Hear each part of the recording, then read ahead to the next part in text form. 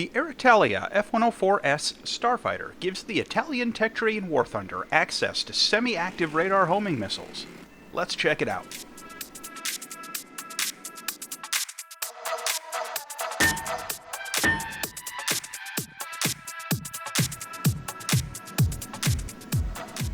The Italian Air Force was one of the most prolific users of the F-104 starfighter, but as with most of the other operators, the aircraft had a pretty problematic record.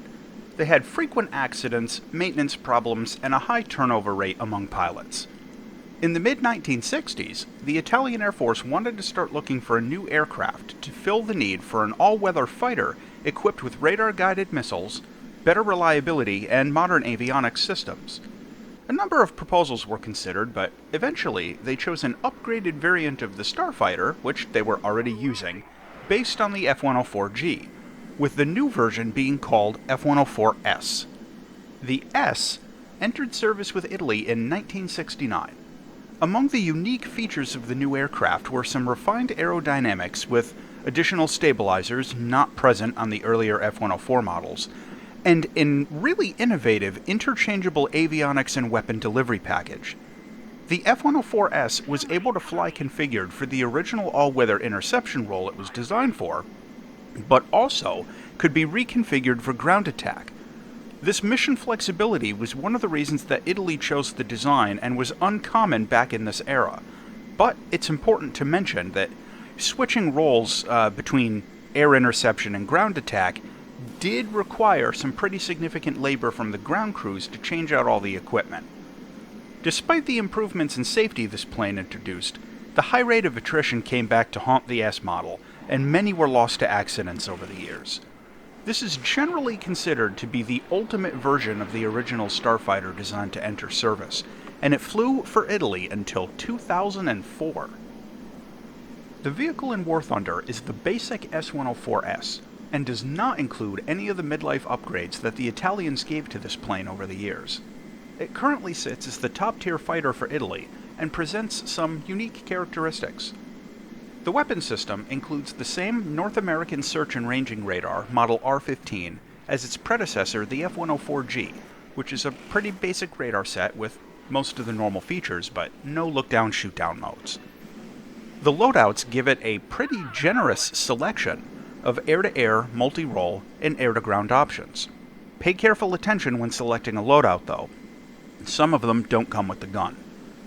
For air-to-air missiles, your first weapon is the AIM-9B, the same old basic Sidewinder that you've used before.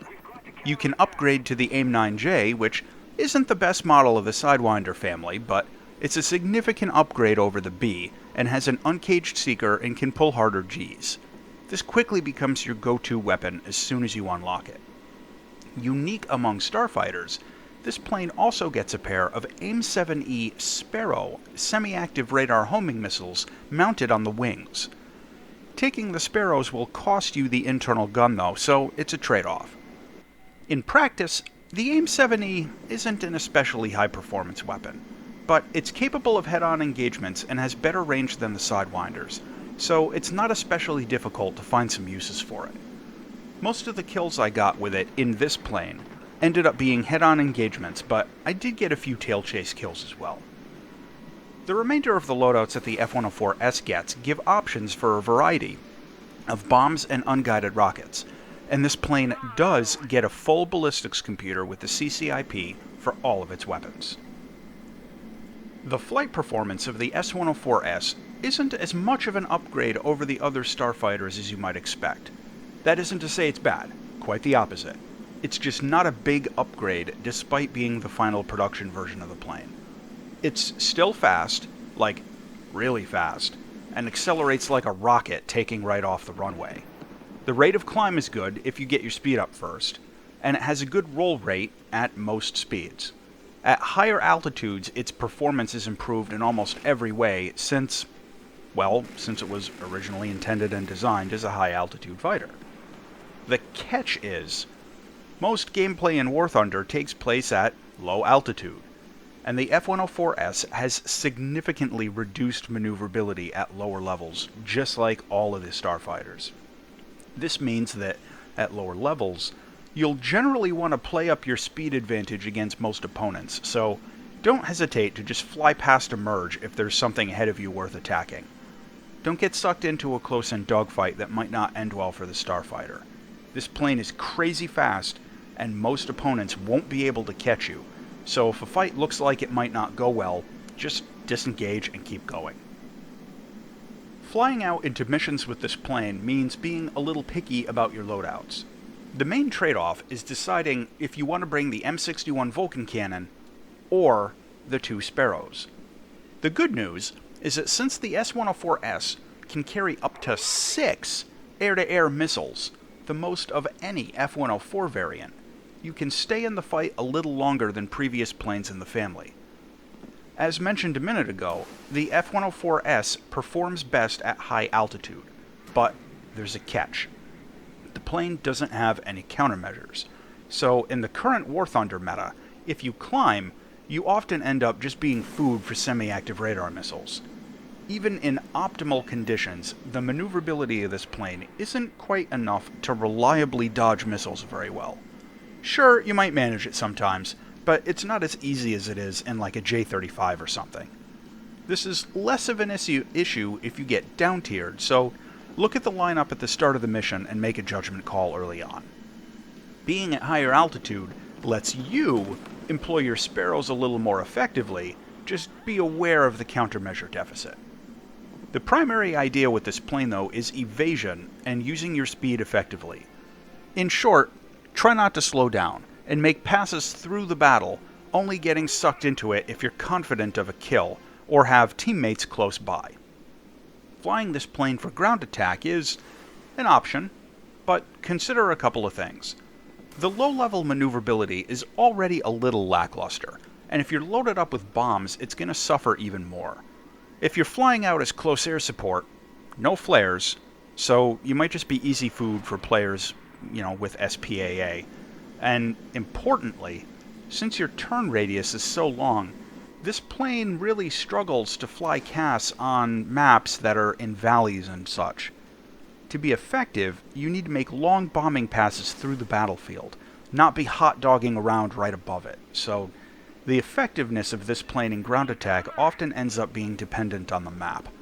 In larger maps, I got a few CAS kills with the bombs, but in the more confined maps with lots of mountains and valleys, I had a harder time getting lined up for accurate bombing runs. Your mileage may vary, though. Visually, this plane is pretty slick. The placement of the Sparrows under the wings looks very aggressive, and to see a small plane like this loaded up with all that ordnance is pretty badass. The two paint jobs you get are both pretty average. The default is the camo that you see me using here, but there's also a custom paint job for The Last Starfighter, if you like artwork on your plane. Landing the F-104S can be a bit of a challenge, just like all the starfighters. This plane had a huge accident rate in real life, and landing it in the game can take a little practice. You can drop flaps and landing gear a little above 400 kilometers an hour, but the plane's sluggish maneuvering at low speed and low altitude mean that you have to line up your landing run well in advance. If you have to maneuver in for a landing with a short approach like I did here, there's zero margin for error, so be careful with your speed. You get a drag chute though, so even if you touch down midfield, it probably won't be an issue.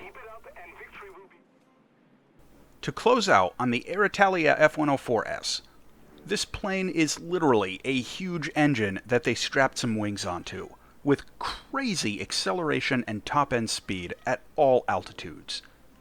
It has the heaviest weapon loads of any F-104 variant, and it has a full ballistics computer if you want to do ground attack with it. However, it doesn't have any countermeasures, which is a big disadvantage at high altitude where this plane belongs, and it isn't quite as maneuverable as most of the other top-tier jets. The final verdict on the F-104S is that this is the best starfighter in the game, which makes sense, and it gives the Italian tech tree a fun and crazy fast top-end fighter. Right now, this is the only plane at its level for Italy, so if that's your main nation, take some time and learn to love it. As always, thanks for watching.